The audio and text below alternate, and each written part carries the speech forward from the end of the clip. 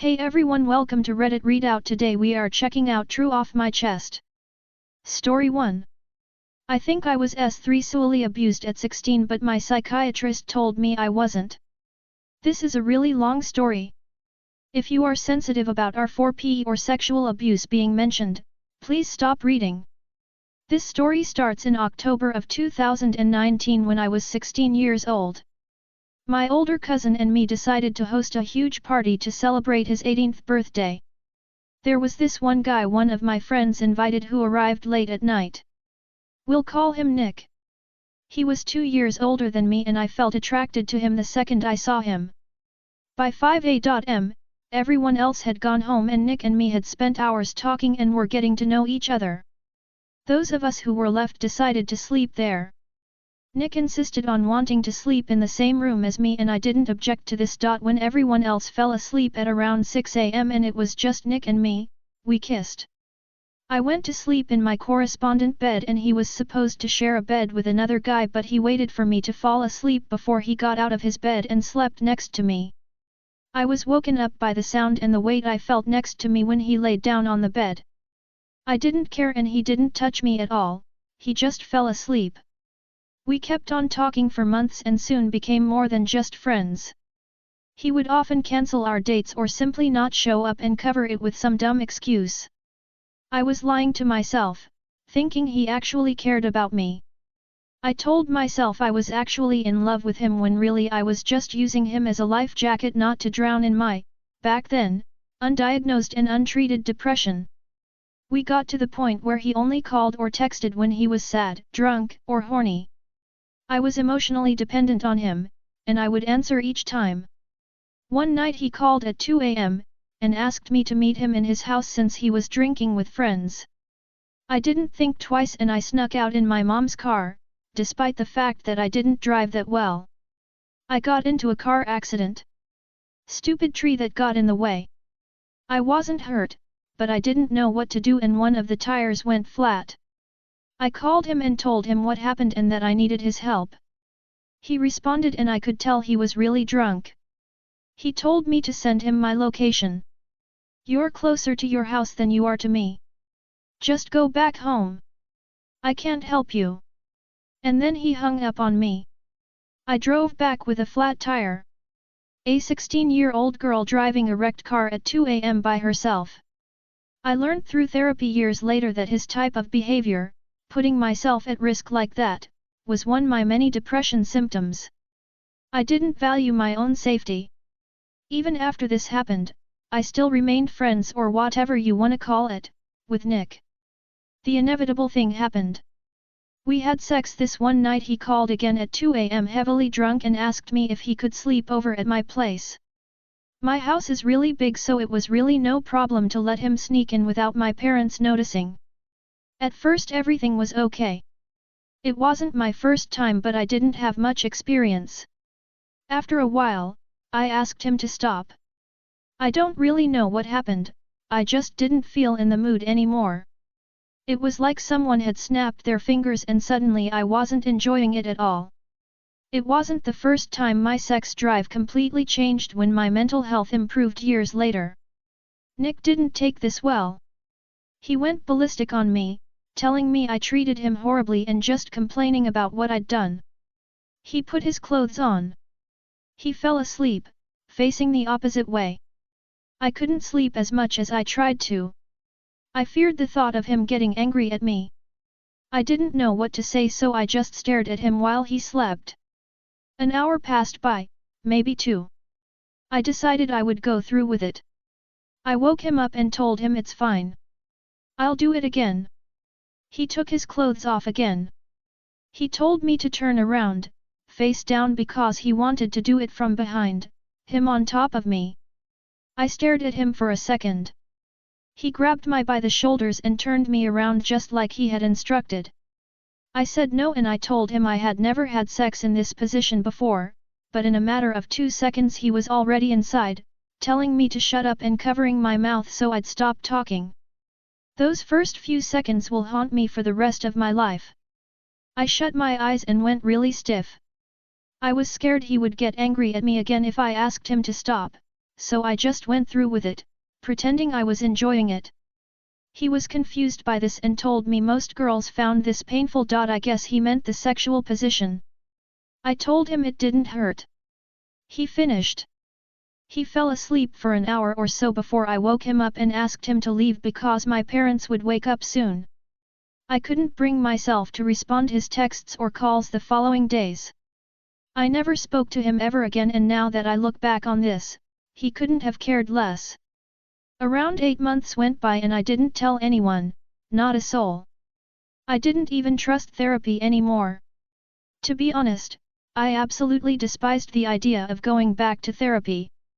I'd gone to therapy before I met Nick, because during the last few months of my relationship with my ex-boyfriend in 2019, my mom realized I didn't eat, I didn't sleep, didn't brush my teeth, didn't do any skincare or comb my hair ever.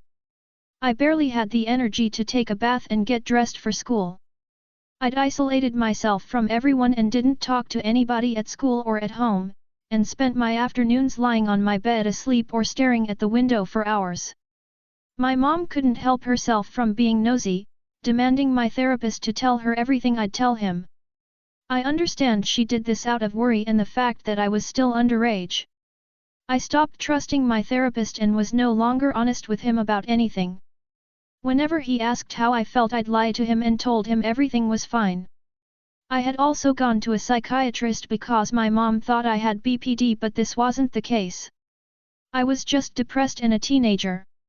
So as you can tell, therapy didn't help, and after everything I experienced with Nick, things got a lot worse. One day a boy called Ethan I had known my entire life was accused of raping a girl. When my mom first found out about this, she called the girl a liar and told me Ethan would never do something like that. She said this girl probably just wanted attention or money. Something broke inside of me. I got angry at her for defending him, and we started fighting as we usually did. Eventually I broke into tears and told her, "How can you say something like that when your own daughter was sexually abused, under this very roof?" She demanded I explain myself. I told her everything. For the first time I'd told someone what happened. She didn't know I wasn't a virgin anymore until this moment. That's what worried her. Not the fact that I had just told her I had been sexually abused. I confessed to her that I had lost my virginity at 15 with my ex-boyfriend. She got furious at me for not being a virgin anymore and letting Nick sneak into the house. She called me the W word. She told me that ever since I'd made adult decisions, I now had to deal with these consequences like an adult. She called me a liar too and said she didn't believe a single word about me being sexually abused by Nick. The next morning she came to my room. My eyes were red and swollen from crying myself asleep. "I believe you," she told me. She didn't apologize, but at least she believed me. She contacted a private investigator and a criminal lawyer that same day. They told her that before they started any legal process, I needed to go to a psychiatrist who only treated R4P and sexual abuse victims, in order for her to decide if in fact, it had been sexual abuse. So that's how I ended up going back to therapists and psychiatrists. 10 minutes into my first appointment with my new psychiatrist, she immediately diagnosed me with severe, chronic depression. She put me on medication and we would meet every week, along with 2 weekly appointments with my new therapist. I eventually had the courage and trust to tell my psychiatrist everything about Nick, every single detail of that night. She concluded it wasn't sexual abuse and it was just a sexual position I didn't feel comfortable with. She discharged me. I ran out the room and bawled my eyes out in the clinic bathroom. That day I decided I'd been in the wrong and making myself the victim in the situation. I decided to forget about it and never touch the subject again. Now I'm 20 years old, off meds, and I haven't seen my psychiatrist in 2 years. I never talk about this to anyone because apparently, it wasn't sexual abuse. Somehow it still feels like it might have been. I found myself thinking about this today and that's why I wrote this. I understand that the majority of people don't view my experience as SA. I hope this reaches out someone who went through a similar experience because tbh I don't know how to handle the situation. Should I just keep burying this deeper and deeper like I've done this past few years? If you got all the way here, please let me know what you truly think. And if you felt identified, I'd appreciate some advice. Thank you. Story 2. What do I do? My so and I have been together for 6 months but have known each other for a long time. We live together. He has a lot of anger and resentment towards his ex. She cheated on him and left him without much explanation except that she said all was his fault. He will talk in circles about how she broke him, about how horrible she is, and then about how he wishes he could have done something different, then maybe things would have worked out. He also talk about his high school GF and how they were forced to break up because of his family moving and how she was the one he should have spent his life with. I find these things insulting towards me and quite hurtful.